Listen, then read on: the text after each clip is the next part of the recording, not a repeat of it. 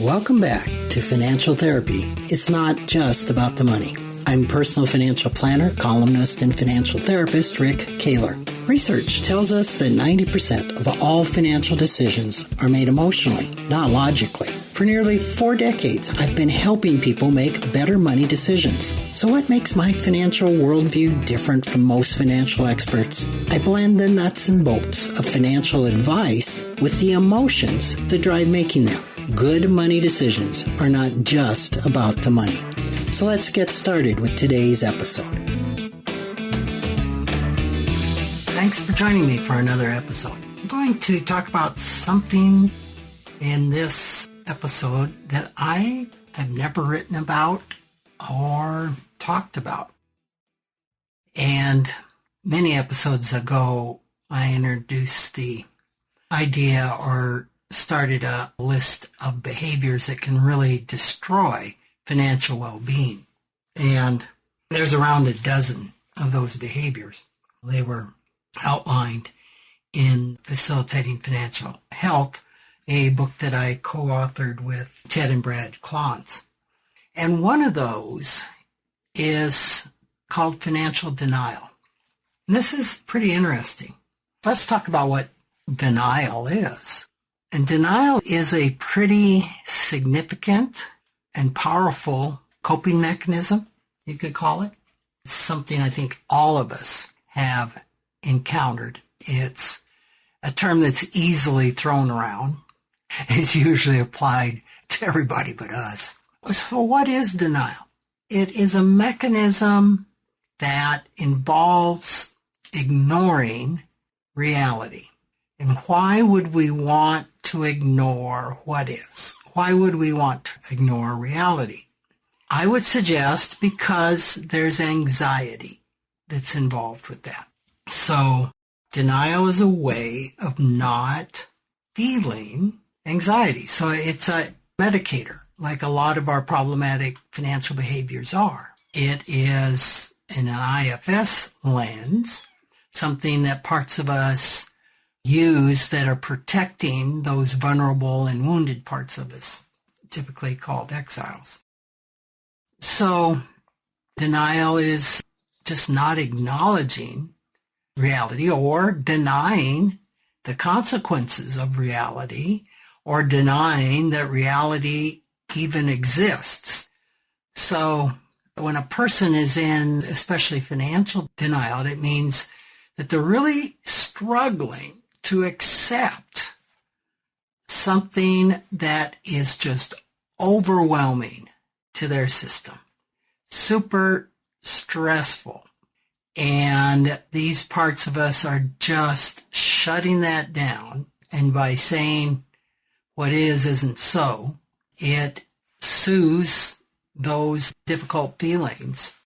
It can be very effective in the short term. But unfortunately, in the long term, it can be incredibly destructive. So that's what we're talking about. And there's a lot of folks that live in denial and avoidance of reality when it comes to money. And this is something that we see in a coupleship fairly frequently, is when one partner wants to address reality, what is, and the other partner doesn't. And oftentimes we don't understand that the partner that does not want to talk about what is, doesn't want to talk about the here and now, doesn't want to talk about reality, is probably not doing so just to upset their partner. They're probably doing so because the anxiety and the difficult emotions are so overwhelming that parts of themselves are just not letting them go there. There was a survey done of about 1,000 adults, and it found that 36% admitted they avoided thinking about their financial difficulties. So it's kind of interesting that 1 out of every 3 people are in some type of financial denial. And the interesting thing of those 1,000 people that were asked if they avoided thinking about their financial difficulties were aware that they were avoiding thinking about their financial difficulties. How many of them said, oh, no, I don't avoid that at all, because they were in so much denial that they didn't recognize that. And so what I'm suggesting is there's a couple phases, right? I think we've talked about the stages of change on this podcast. And the very first one is pre-contemplation, and that's you don't even know that there's an issue.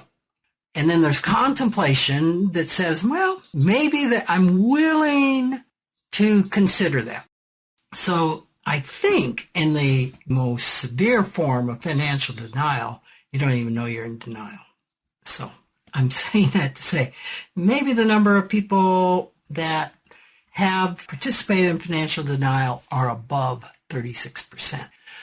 Denial can happen to us regardless of our socioeconomic state. It doesn't matter if we're in the working poor, if we're ultra wealthy.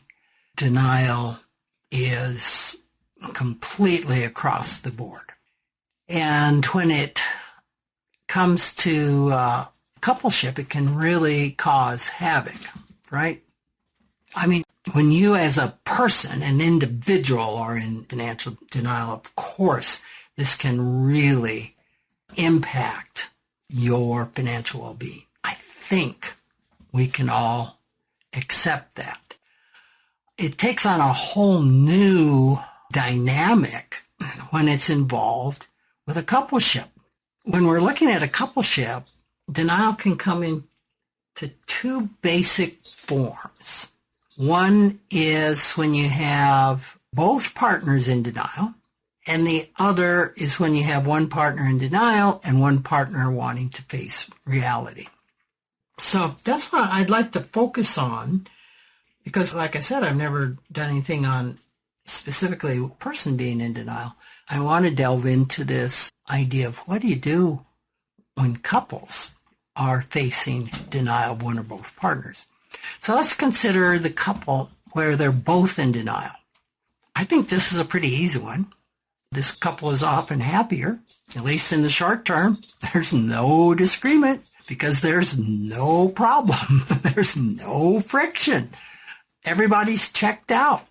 So in the short run, that really works well. Of course, the issue is when one or both in the coupleship wake up to reality and are kind of brought out of their denial, and the financial damage that has happened could be far worse than in the couple where one is attuned to reality and the other one is not. So a crisis can become a much bigger crisis when both partners are in denial. The problem with that is, I don't know, I wish I had a graph to show, the happiness goes along and then you just get this huge spike when the denial is broken.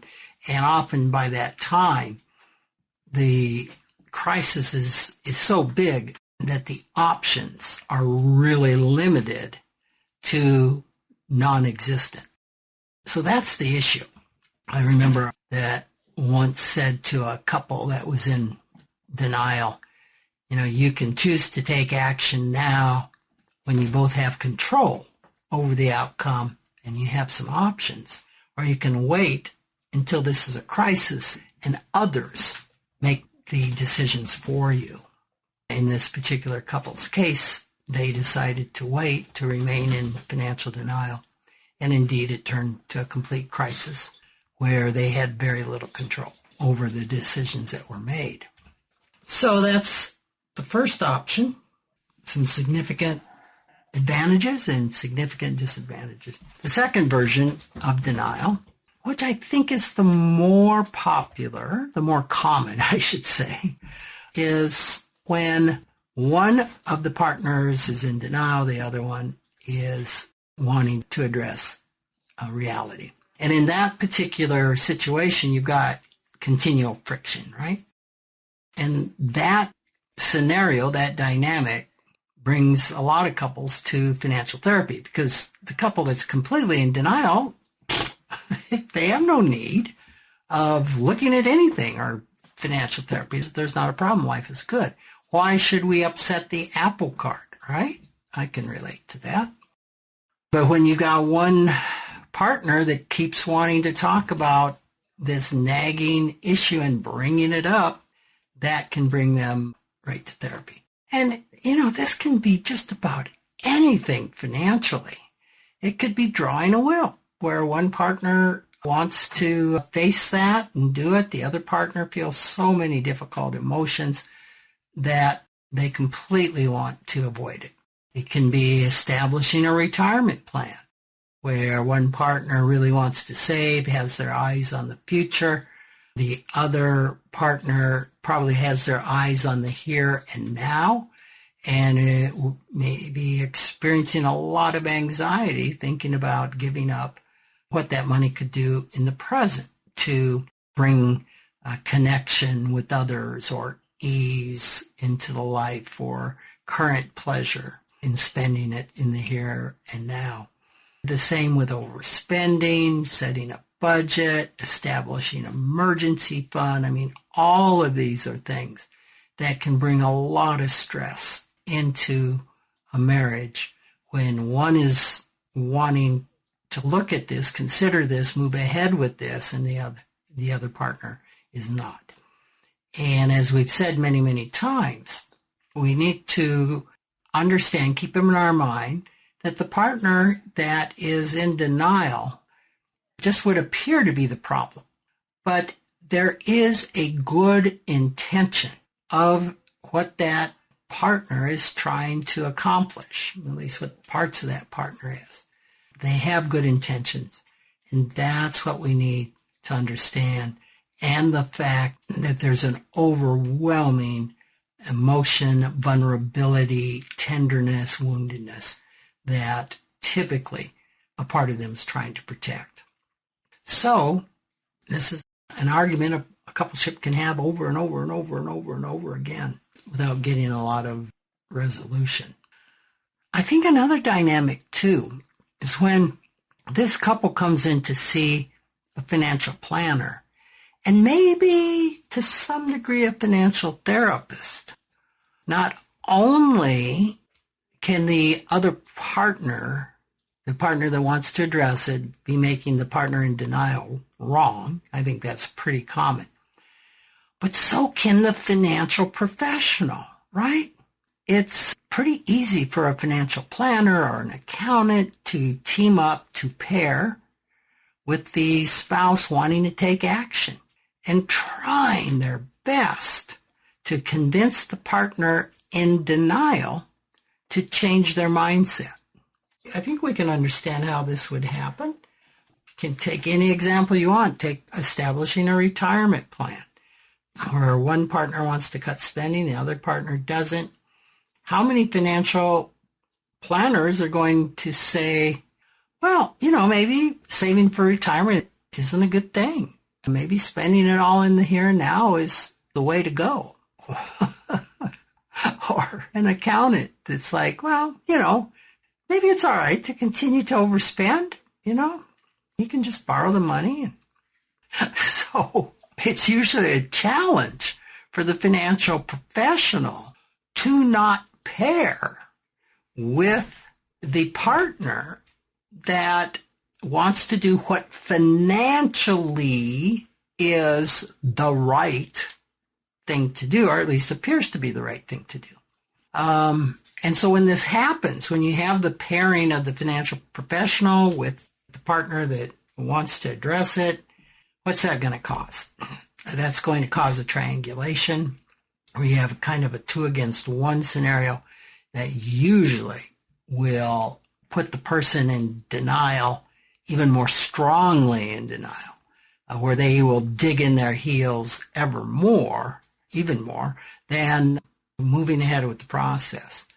So it takes a lot of finesse, a lot of understanding, a lot of presence, on behalf of the financial professional.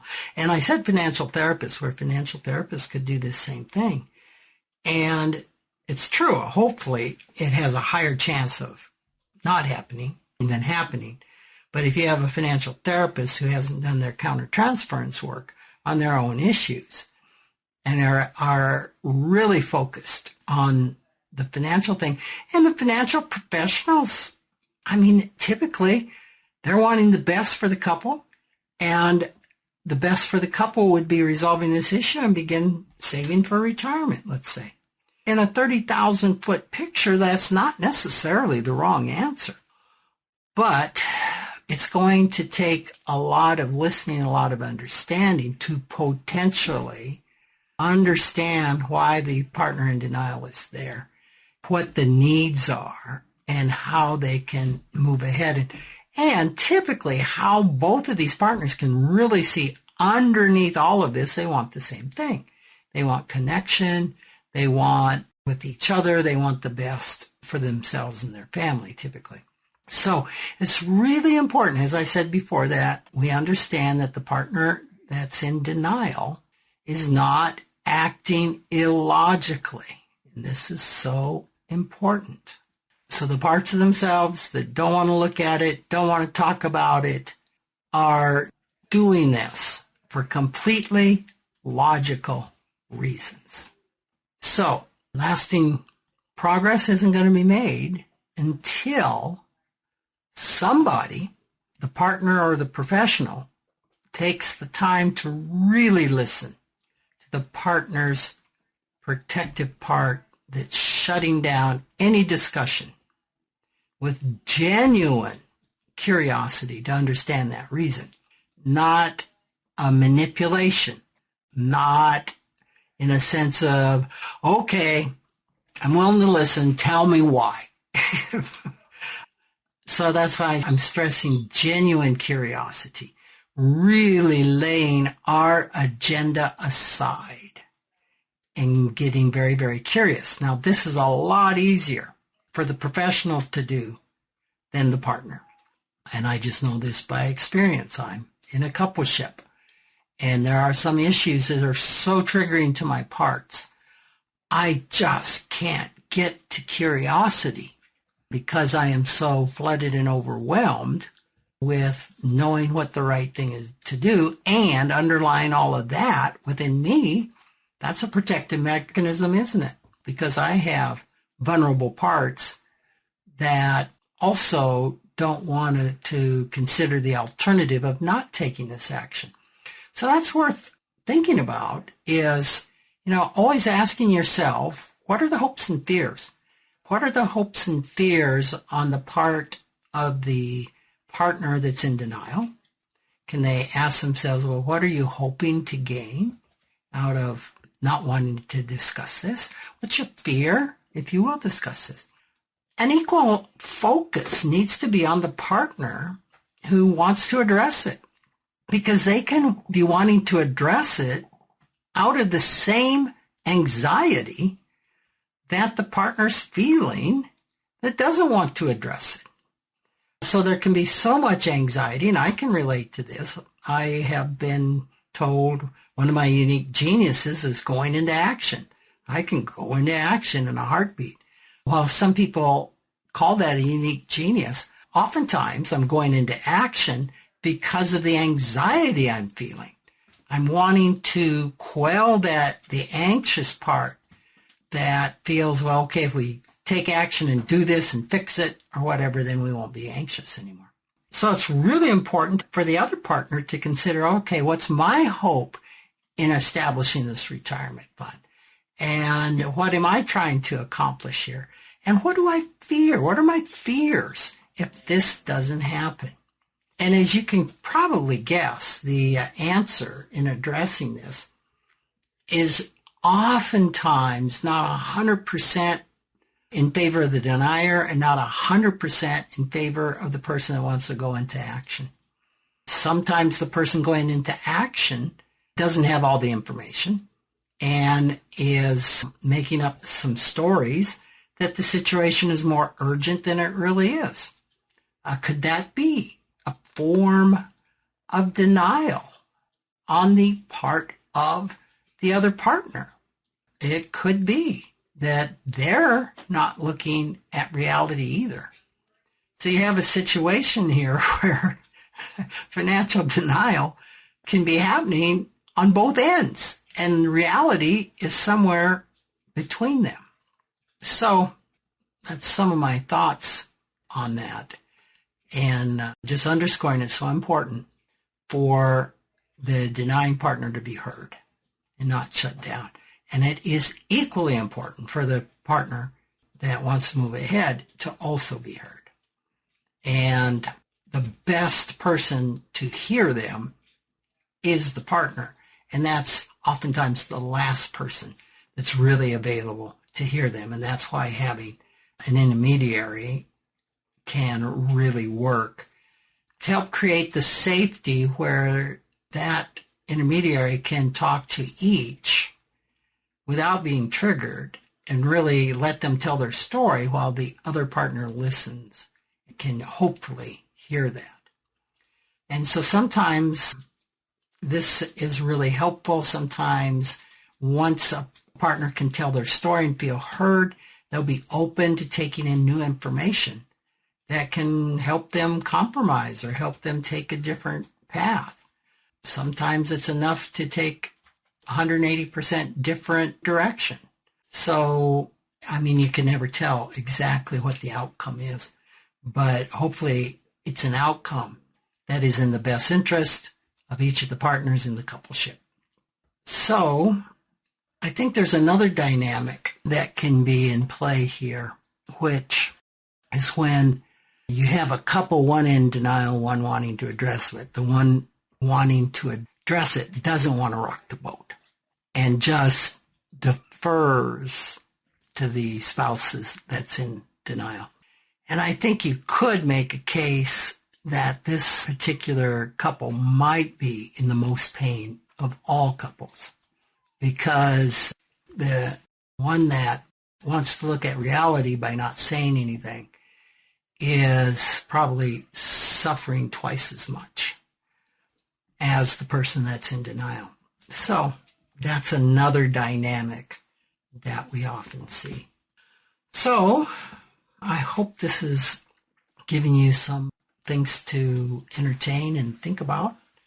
It's a pretty rich area and one that needs a lot of understanding and compassion by everybody involved, both partners and the financial professionals, to really help resolve and move forward in a way that's really financially empowering to everyone involved. Okay, I will look forward to chatting with you again next week.